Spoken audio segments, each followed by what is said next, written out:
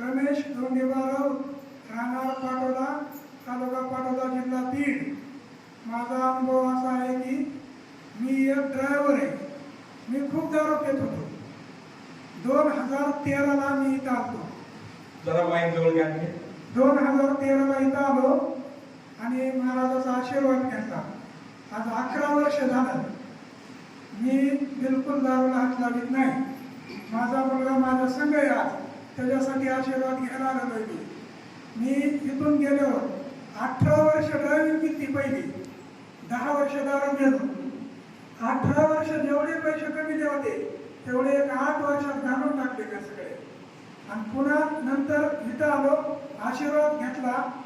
इथून गेल्यावर पहिल्या महिन्यात पहिल्याच वारीला मी सायकल पण घेतली नव्हती। 50,000 किंमत होती स्प्लेंडरची, त्यावेळेस 51,000ची स्प्लेंडर घेतली।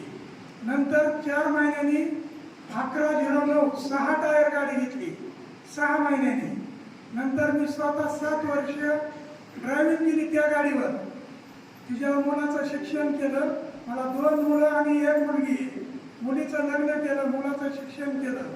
नंतर मला 1 एकर जमीन आहे फक्त। परत मी ती गाडी विकली आणि नंतर